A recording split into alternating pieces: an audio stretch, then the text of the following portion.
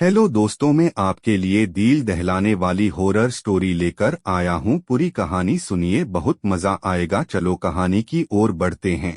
बात उन दिनों की है जब मैं कॉलेज का स्टूडेंट था। अपने कॉलेज की ओर से हम सभी कैंप के लिए एक जंगल में गए थे। हल्की ठंड थी। रात में हम सबने पूरी रात कैंप फायर के साथ डांस करने, गाने आदि का प्रोग्राम तय किया। मुझे और सभी साथियों को कैंप फायर के लिए लकड़ियां इकट्ठी करने का भार सौंपा गया।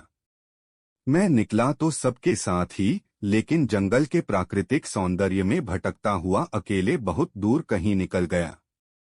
अचानक आसमान बादलों से भर गया और गरज के साथ बारिश होने लगी। बादलों के लगातार गरजने से मैं पेड़ के नीचे खड़ा रहना मुनासिब न समझ आसपास किसी घर की तलाश में एक दिशा में भागने लगा। मुझे कुछ ही दूरी पर एक लाल ईंटों से बनी शानदार बिल्डिंग नजर आई। बिल्डिंग रोशनी से पूरी नहाई हुई थी और उसमें ढेर सारे लोग हैं, ऐसा दूर से ही लग रहा था। मैं तेजी से भागते हुए उस बिल्डिंग में जा घुसा और सामने से आती हुई एक खूबसूरत नर्स से टकराते टकराते बचा। नर्स ने मुझे घूर कर देखते हुए कहा, बहुत अधिक भीग गए हो, सर्दी लग जाएगी। उधर बाईं ओर एक स्टोर रूम है, वहां जाकर जो भी मिले उससे कहना सिस्टर जूलिया ने दूसरे सूखे और साफ कपड़े मुझे देने को कहा है, वह तुम्हें कपड़े दे देगा। मैं हक्का बक्का मुंह फाड़े सिस्टर जूलिया को देखता रहा। मुझे एकदम से यह समझ नहीं आया कि मैं क्या करूं। मेरी स्थिति देखकर सिस्टर जूलिया खिलखिलाकर हंस पड़ी और बोली, पहले तो तुम अपना मुंह बंद करो वरना मुंह में मच्छर घुस जाएंगे, और अब जाकर वैसा ही करो जैसा मैंने कहा है। मैं हल्के से हाँ में सर हिला सिस्टर की बताई दिशा में जाने को मुड़ गया। अभी कुछ एक 10 कदम ही चला होऊंगा कि मेरे कंधे पर किसी ने हाथ रखा। मैं चौंक कर पीछे मुड़ा और अपने सामने आर्मी की वर्दी में एक युवक को खड़ा मुस्कुराता पाया। मेरे चेहरे पर आश्चर्य का बादल अपना घर बना चुका था, जिसे देखते ही उस युवक को हंसी आ गई। उसने धीमे किंतु दृढ़ स्वर में कहा, मैं कैप्टन विनोद हूं और यह हमारे देश की आर्मी का हॉस्पिटल है। कैप्टन विनोद की बातों ने मुझे आश्वस्त किया। मैं अब धीरे धीरे सामान्य हो गया और मैंने कैप्टन विनोद को सिस्टर जूलिया की कही बातें बताई। सुनकर कैप्टन विनोद के चेहरे पर रहस्यमयी मुस्कान फैल गई और वे बोले, तो सिस्टर जूलिया से भी मिल चुके? जी, क्या मतलब है आपका? कुछ नहीं, चलो मैं तुम्हें सूखे कपड़े देता हूँ, चेंज कर लो, नहीं तो सच में सर्दी लग जाएगी। और मैं कैप्टन विनोद के पीछे पीछे एक बड़े से कमरे में पहुंच गया। कमरे के चारों ओर हरे रंग के पर्दे लगे हुए थे। एक और एक बड़ा सा बेड पड़ा हुआ था और उसके सामने एक सोफा था। बीच में एक टेबल था जिस पर 2 ग्लास, एक बड़ी बोतल ब्रांडी की और एक या 2 पत्रिकाएं पड़ी हुई थीं। कमरे के एक कोने में एक बड़ी सी अलमारी थी, जिसमें से कैप्टन विनोद ने एक आसमानी रंग का कुर्ता पायजामा निकालकर मुझे दिया और कमरे से लगे बाथरूम की ओर इशारा किया। मैं बाथरूम से कपड़े चेंज कर जैसे ही निकलने लगा, मेरी नजर बाथरूम की एक दीवार पर पड़ी। वह खून के छींटों से भारी हुई थी। यह देखकर मैं घबरा गया और जल्दी से बाहर निकलने को मुड़ा कि बाथरूम में लगे आईने में खुद को ही देखकर चौंक गया। आईने में मेरा पूरा शरीर तो नजर आ रहा था, लेकिन मेरे शरीर पर से मेरा सर गायब था। अब मुझे डर लगने लगा और मैं हड़बड़ा कर बाथरूम से निकल गया। मुझे इस तरह बाहर निकलते देख कैप्टन विनोद ने हंसकर पूछा, क्या हुआ? अरे हाँ, तुमने तो अब तक मुझे अपना नाम ही नहीं बताया। कहाँ जाओगे? बाहर बहुत तेज बारिश हो रही है। लेकिन तुम जाना क्यों चाहने लगे अचानक, यह मैं समझ नहीं पा रहा हूँ। कैप्टन विनोद, आपकी बाथरूम की एक दीवार पूरी खून के छींटों से भरी हुई है और आपके बाथरूम में लगा आईना भी कुछ अजीब सा है। उसमें मुझे मेरा पूरा शरीर तो दिखाई दिया, लेकिन मेरा सर ही गायब था। मैं अब बिल्कुल भी नहीं रुकूंगा यहाँ। बारिश में ही भीगता हुआ अपने कैंप तक जाऊंगा। कहते हुए मैं कमरे से बाहर जाने वाले दरवाजे की ओर बढ़ा। रुको, तभी कैप्टन विनोद की कड़कती आवाज गूंजी, तो तुमने सब कुछ देख ही लिया? जी क्या मतलब है आपका? मेरी आवाज में डर भर गया था।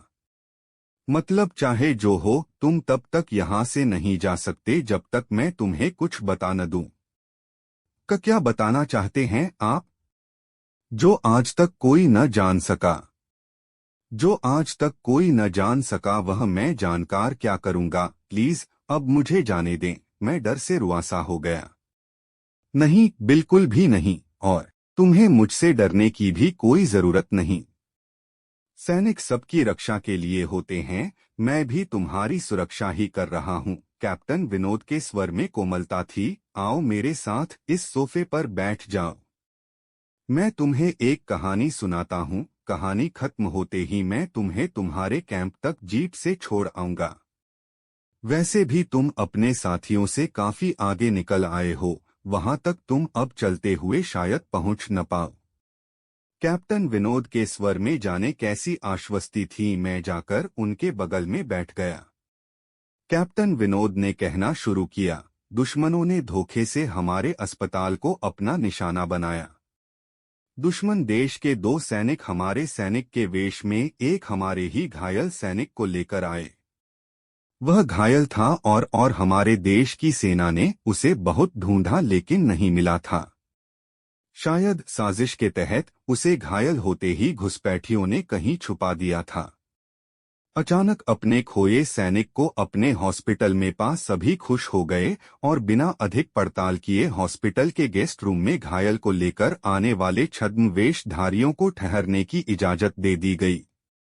अभी उस सैनिक का इलाज चल ही रहा था कि जोरों का ब्लास्ट हुआ और पूरा हॉस्पिटल एक पल में खंडहर में तब्दील हो गया। लेकिन हॉस्पिटल तो अपनी शानदार स्थिति में खड़ा है। मेरी बातों को अनसुनाकर कैप्टन विनोद ने अपनी बात जारी रखी। कोई नहीं बचा उस ब्लास्ट में। दीवार पर पड़े खून के छींटे भी उसी ब्लास्ट में मारे गए हॉस्पिटल के कर्मचारियों के हैं। हाँ, पर यह हॉस्पिटल तो मुझे खंडहर नहीं दिखता। जवाब में कैप्टन विनोद के चेहरे पर रहस्य भरी मुस्कान फैल गई और उनका चेहरा अजीब से भावों से भर गया। मैं उनके चेहरे को देखकर अंदर से दहल गया। फिर भी मैंने हिम्मत कर पूछा, आप उस ब्लास्ट में बाख कैसे गए? सुनते ही कैप्टन विनोद ठहाका लगाकर हंस पड़े और मुझ पर एक भरपूर नजर डालते हुए कहा, यह कहानी आज से मात्र 10 वर्ष पहले की है और मैं तो आज से 50 वर्ष पहले मर चुका हूँ। इसके आगे उन्होंने क्या कहा मुझे कुछ नहीं मालूम। चेहरे पर गीलेपन का एहसास जब काफी हुआ तो मैं जैसे नींद से जागा। मुझे घेरे हुए मेरे सभी सहपाठी और टीचर खड़े थे। मेरे आंख खोलते ही मेरे सर ने कहा, थैंक गॉड, तुम्हें होश आ गया। तो क्या मैं बेहोश था? हाँ, तुम जंगल में जाने कहाँ भटक गए थे। जब सभी लौट आए और तुम नहीं आए तो हम सभी मिलकर तुम्हें ढूंढने निकले। काफी दूर जाने के बाद हमने एक जीप आती दिखाई दी जिसमें एक आर्मी मैन तुम्हें पीछे की सीट पर सुलाए हुए हमारे कैंप को ढूंढते हुए आ रहे थे। उन्होंने हम सबको भी अपनी जीप पर बिठाया और कैंप तक ले छोड़ा। हमने उन्हें काफी रोकने की कोशिश की लेकिन वे यह कहते हुए चले गए, अभी नहीं रुक सकता, एक जरूरी काम है। जब हमने तुम्हारे बेहोश जाने और उन तक तुम्हारे पहुंचने के बारे में पूछा तो बोले सोमेश ही बताएगा और जो भी बताएगा वह सब अक्षरश सच होगा। सबकी उत्सुक निगाहें अपनी ओर लगी देख मैंने धीमे स्वर में पूछा, प्लस क्या उनका नाम कैप्टन विनोद था? सर ने हाँ में सर हिलाया। मैंने सबको उधर चलने को कहा जिधर से सबने जीप आती देखी थी। पहले तो सर तैयार नहीं हुए लेकिन मेरे बहुत कहने पर वे राजी हो गए। सुबह होते ही हम उधर की ओर गए। मैं उस जगह पर पहुंचकर गहरे आश्चर्य में डूब गया। वहां एक अधजला खंडहर था जिसके एक टूटे पत्थर पर लिखा था आर्मी हॉस्पिटल।